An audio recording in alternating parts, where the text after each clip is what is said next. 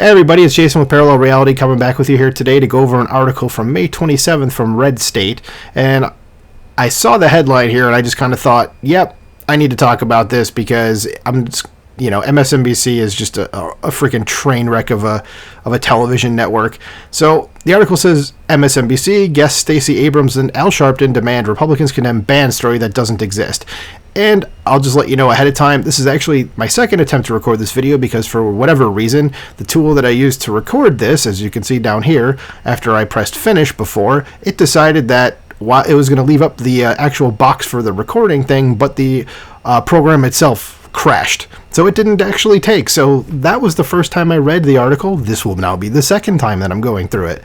So the article says, in this episode of Race Hustling MSNBC and its race hustling guests, and the article is written from the author's point of view, so it's in first person. He says, I was talking with political cartoonist Michael Ramirez several weeks ago about the target-rich environment we share in our respective conservative endeavors. Ramirez framed it this way: I have the best gag writers in the business working for me, free. And the author replied, I'm stealing that, as we both laughed at the insanity. Anyway, somewhere near the top of my gag writers list is the entire MSNBC clown car and some of the left-wing network's favorite lunatic guests. In this episode, ever-whiny host Nicole Wallace gleefully trotted out twice-failed Georgia Democrat gubernatorial candidate Stacey Abrams, who's also an election denier, by the way, and the race hustler extraordinaire himself, Reverend Al Sharpton, to demand Republicans condemn a concocted story that doesn't exist. So, let's begin, shall we? Check out the chyron in the feature image above, and it was actually in the sentence below what I was going to say, but here we go. Florida school bans access to Amanda Gorman poem, which is what this sentence starts with, or this paragraph. It says, that is an unadulterated, complete crock of crap. The teenager's poem, which she read at Joe Biden's inauguration, has not been banned. Period. That is correct. And when I saw that the article, that's what it was about, and that's kind of what I thought it was about when I saw the headline. I was like, oh, this is going to be fun for them to talk about something that didn't actually happen, but that's what you get on MSNBC. It is, as I've stated numerous times, it is just leftist fantasy world. They like to bitch about things that haven't actually happened. So let's go on. It says, yet Wallace, Abrams, and Sharpton babbled histrionically about poem banning Republicans as tyrants who did exactly zero and had zero to do with anything even close to what they're claiming.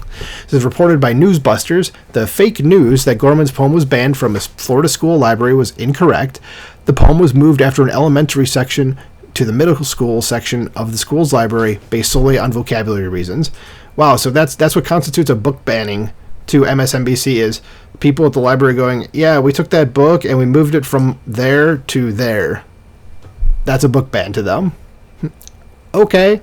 So after a review of the poem, as reported by NPR, another wonderful bastion of truth and just not misinformation at all, says the Bob Graham Education Center, a K-8 school in Miami Lakes, decided to retain a book containing the poem, but only if it was moved to an area reserved for middle school students.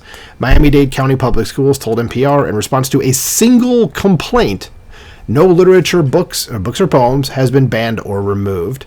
The school simply determined that Gorman's poem was better suited for older students, the district said. So let's get back to the MSNBC clown car. So Nicole Wallace said, to take a poet and a poem that should be held up across partisan lines and demonize the piece itself and the creator of it. I understand from reporting this week it was one parent that complained, but I have not seen one Republican defend Amanda Gorman or her poem. My question to Nicole Wallace at this point would be like, you'd think before you went on the air and brought up something that was clearly fake news, as President Trump would have defined it, that one of your producers would have looked at what you were going to go over and said, hey, Nicole, this didn't happen, and we can actually prove to you right now before you go on the air that this wasn't the thing. But it plays into what they want to believe is going on, so we're just going to throw this out there. So I guarantee you now, because my mom has a lot of very liberal friends, because my mom is from she's a city girl. She's from Chicago, and she's even told me that some stories about some of her friends bringing up things that are just blatantly not true. So I'm going to wait and see if one of them brings something about this up to her and just be like, oh yeah, of course that happened. Or, of course, one of your friends is going to say something like that. Which, of course, again, it's not true. So article continues as stop the tape. One parent complained that some of the language in the poem was inappropriate for grade schoolers. One parent. Neither Amanda Gorman nor her poem was demonized by anyone. Besides, even if the parent did demonize Gorman, riddle me this. If a random person of color demonizes a white poet, and by the way, I should have mentioned that because the article doesn't, that Amanda Gorman is black, which is why I guess this author is making this analogy here. So I'm going to start that over. It says, if a random person of color demonizes a white poet, is it the responsibility of the Democrat Party to rush to condemn the random demonizer? Of course not. And that's true. It certainly isn't. It says, Nicole Wallace is a race-baiting fool, but you already knew that. Yes, I did, Mr. Author, sir. So speaking of race-baiting fools, Abrams was all over Wallace's claim like a chicken on a June bug.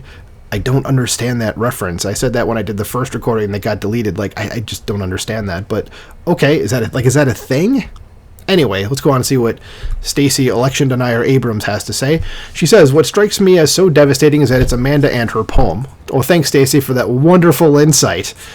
That's what we're talking about. You don't need to restate to me that this is what we're talking about. We know that. It continues. It says, but she is the tip of a much larger iceberg. We know that there have been indiscriminate attacks on LGBTQ writers. No, there haven't. On non-white writers. No, there haven't. And that Amanda Gorman's not immune to this type of attack. I don't see why she couldn't be, but more importantly, that a single person can deny an entire slew of children this moment of grace is not just ridiculous, but it should be shameful, and I wish that we could get beyond our polarization and return to what we'd like to call our citizenship. And citizenship says you can do what is best for children regardless who's delivering that opportunity, which that's no. And plus, Stacey Abrams doesn't want to get rid of the polarization at all. She's a far leftist. She just wants what she and other far leftists want. They just want power, and they're going to do anything to get that. They don't want things to go back to moderation or to be more moderate. She just doesn't want that. So that's a bunch of BS from her. So the author obviously agrees with me here. He says, complete bilge. Moreover, Abrams shamelessly attempted to broaden her condemnation of conservatives by rolling in the LGBTQ narrative to suggest that shielding young children from age-inappropriate language is tantamount to denying them a moment of grace is disgusting. But hey, when race hustling is your thing, you do what you can do, regardless of how shameless it is, and you are. Wallace moaned on, laughingly trying to portray herself as a social justice warrior. Nicole Wallace says, I spend too much time for it to be healthy, but I try to understand where the rod is on the right and how it happened.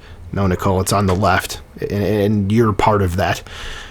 She continues, says, but this story doesn't seem like it's the most important story, but we could argue it should be, because this is a piece of American history, recent American history, that's given 14 days after an insurrection at the inauguration. Wasn't an insurrection, that's not the right use of that word.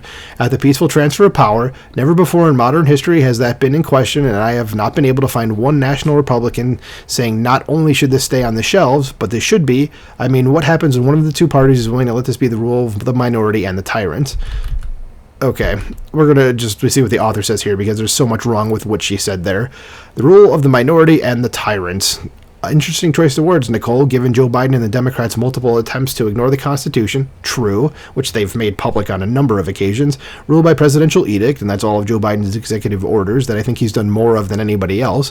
He said before he became president that he wasn't going to rule like a dictator, and oh look, he's actually kind of sort of doing that with all those executive orders. So they bastardize government programs where they see fit. Finally, what race hustling story would be complete without a few words of wisdom from Reverend Al?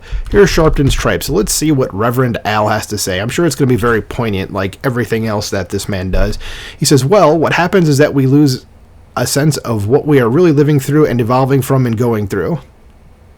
Al, did Kamala get a hold, write this for you? Like, did she get a hold of the people that wrote this out? Like, did she put this in your... Did she incept you, Al? Because what the hell is that? That's nothing but word salad. That doesn't mean anything. Let's just continue and see what he says and see if he gets any smarter, which I'm going to press X to doubt on. He continues, says, you cannot deal with fruits without dealing with the roots that it came from. Huh? And I think by this poem, interpreting for America, not young folks, not old folks, not black folks, for America, the inauguration. We're talking about... She read this poem at the inauguration of the President of the United States. Al, I really think you need to fire Kamala's writers that told you that. And if someone did incept you, you probably should find out how that happened. And I can tell you Kamala was definitely responsible, because she's the only other person I've seen say nonsense like this and thinks it actually is like poignant and means something. I don't know. I'm going to highlight it. I don't know what this means. What does this mean? If you're listening and you want to let me know what this means, tell me, because that doesn't mean anything. It's just a bunch of words together. Anyway, article continues, says, memo to the Rev. While I'm sure Amanda Gorman is talented, America gets along just fine without Miss Gorman interpreting anything for us. So the bottom line, and hopefully this time the video actually recorded, says, I've lost track in the last 2 years over the number of times I've said or written, you can't make it up, but the left already did. So yes, conservative content providers have the best gag writers in the business working for us free. And here is the election denier herself. So let me know what you guys think in the comments below about this. Do you guys agree with me that you think maybe MSNBC is just leftist fantasy world?